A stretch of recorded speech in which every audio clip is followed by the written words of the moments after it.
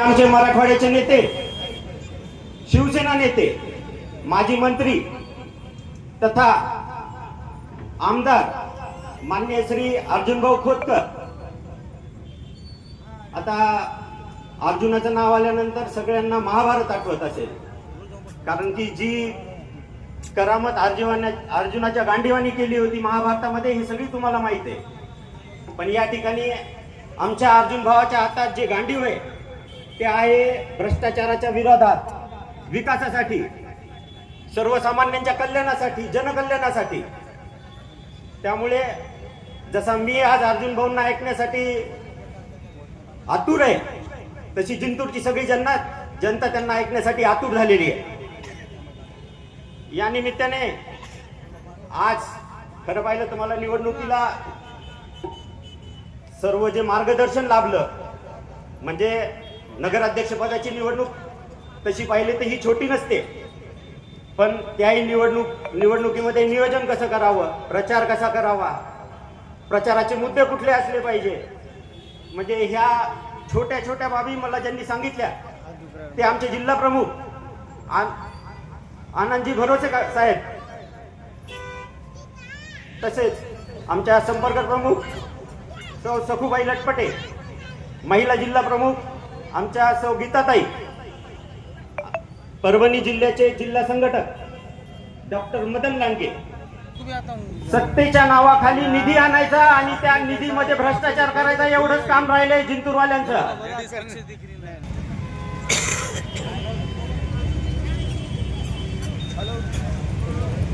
Light 10-12 वेळेला, आता तर विद्युत इतक्या वेळेला जाते जिंतूरला की जिंतूरची गिनीज बुक मध्ये नोंद व्हायची वेळ आली आहे आता.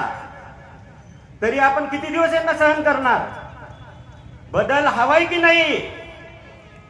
तुम्हाला बदल हवाय की नाही? या ठिकाणी जर तुम्हाला बदल हवा असेल तर एक तिसरा पर्याय तुम्हाला द्यावा लागेल. संपून टाकूया यांची ताकद. फक्त जिंतूरमध्ये दहशत होते, दहशतीच्या नावाखाली मारामाऱ्या, भांडणं. आज जिंतूरमध्ये ज्या पद्धतीनं पैशाचा महापूर आलाय, मला तर असं वाटतं की ही जिंतूर नगर परिषदेच्या अध्यक्षाची निवड नाहीये, हे कुणीतरी अमेरिकेचा राष्ट्राध्यक्ष शोधताय. इतका पैसा, म्हणजे सत्तेतनं पैसा आणि पैशातनं सत्ता, एकमेकावरती कुरघोडी करण्याचा प्रयत्न करतायत सगळेजण. हे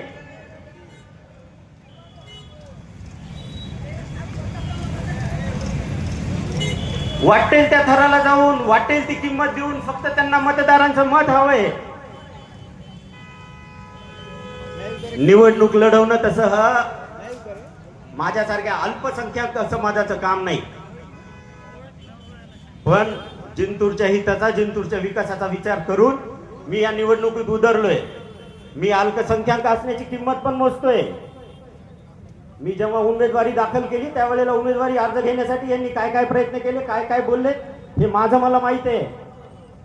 निवडणूक अर्ज भरल्यानंतर, निवडणूक उमेदवारी प्रक्रिया पूर्ण झाल्यानंतर हे आम्हाला निवडणुकीला प्रचाराला फिरू देत नाहीयेत. हीच का लोकशाही? तुम्ही आम्हाला लोकशाही बद्दल सांगताय. या लोकशाहीच्या मोठ्या उत्सवामध्ये आमच्यासारख्या लोकांनी भाग घ्यायचा की नाही? या सगळ्या प्रश्नांची उत्तरे द्यावी लागतील तुम्हाला. विकासाला एक गोष्ट लक्षात ठेवा, तुम्ही फक्त धनुष्यबाणाचं बटन नाही दाबणार आहे, तुम्ही तुमच्या मुलांच्या भविष्याला सिक्युअर करण्याचं बटन दाबणार आहे. तुम्ही जोपर्यंत निर्णय घेणार नाही जिंतूरवाले, तोपर्यंत तुमच्यामध्ये कुठलाही बदल होणार नाही. त्यामुळे यावेळेला धाडसाचा निर्णय घेण्याची गरज आहे. शहरामध्ये असे कितीतरी प्रश्न आहेत जे त्याला विलंब होतोय, जाणून बुजून त्या गोष्टीचा निपटारा केला जात नाही. जिंतूरमध्ये लिंगायत समाजाच्या स्मशानभूमीचा वाद आहे. आज 20 वर्षापासून स्मशानभूमीचा वाद मिटत नाही. प्रायव्हेट जमिनीचे वांदे लगेच 2 मिनिटात, अर्ध्या घंट्यात, 2 घंट्यात मिटवले जातात. मग लिंगायत समाजाच्या स्मशानभूमीचा वाद का मिटत नाही?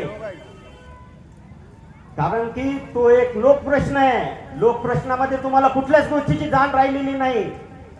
तुम्ही फक्त विकासाचा निधी आणणे आणि 30% 35% त्या विकासाच्या निधीमधून कापून घेणे, एवढ्या पुरतं राहिलंय फक्त जिंतूरचा विकास आज. सगळेजण म्हणतायत की तुम्ही उमेदवार आहेत तर तुम्ही काय करणार. मी तर तुम्हाला पूर्वीच सांगितलं, मी एक सामान्य कुटुंबातला माणूस आहे. ज्या वेळेला भारताचे पंतप्रधान नरेंद्र मोदीजींनी मुद्रा योजना आणली होती, त्यावेळेला मराठवाड्यातली पहिली कार्यशाळा राजेश वट्टमोहरनी घेतली.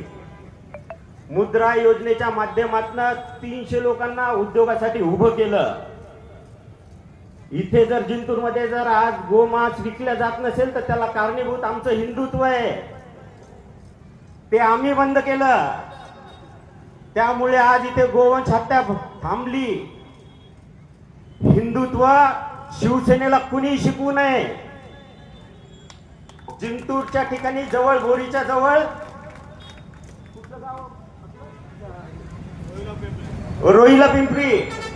रोहिला पिंपरीचा वाद माहिती आहे का जिंतूरच्या हिंदूंना.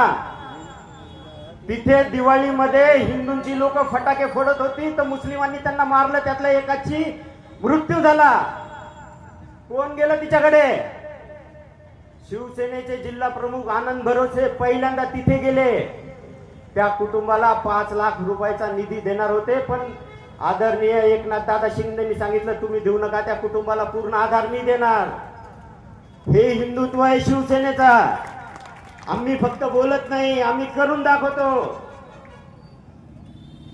सगळ्या समाजाला जाती जातीला एकत्र करायचं, त्यांना वेगळं वेगळं राजकारण करायचं त्यांच्यासाठी, आणि त्यांच्या राजकारणातनं स्वतःच्या पदरामध्ये मतं पडून घ्यायची. एवढाच विषय राहिलाय जिंतूरपुरता.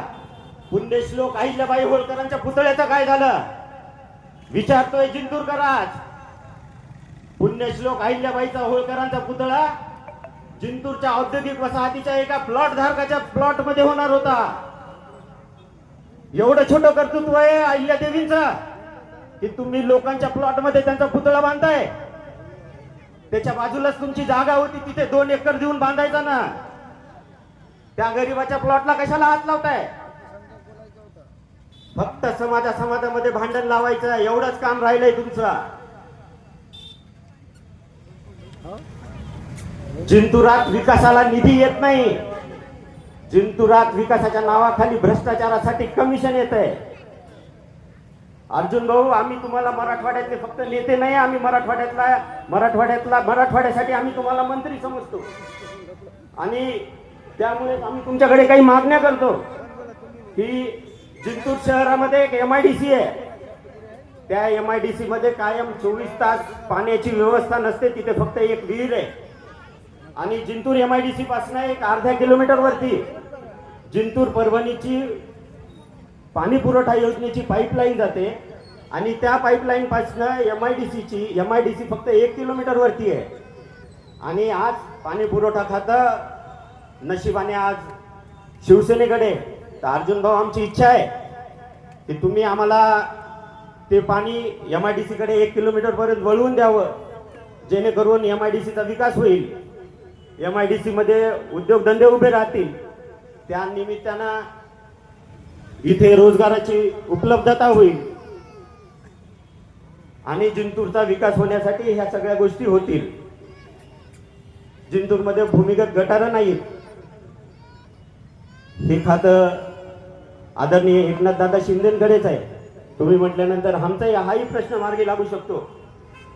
तर तुम्ही आम्हाला जिंतूर शहरासाठी एक भूमिगत गटाराची योजना द्यावी. आणि दादा, इथे नगरपालिकेचे जे सफाई कर्मचारी आहेत त्यांचं अनुकंपा धर्तीवर मागच्या 25 वर्षापासून कोणत्याही त्यांच्या कुटुंबीय सदस्यांना इथं घेतलेलं नाही. हा अन्याय होतो त्यांच्यावर. तर या प्रश्नाकडे जर तुम्ही लक्ष घातलं तर त्या लोकांचा जी त्यांची अडचण आहे ती अडचण दूर होईल.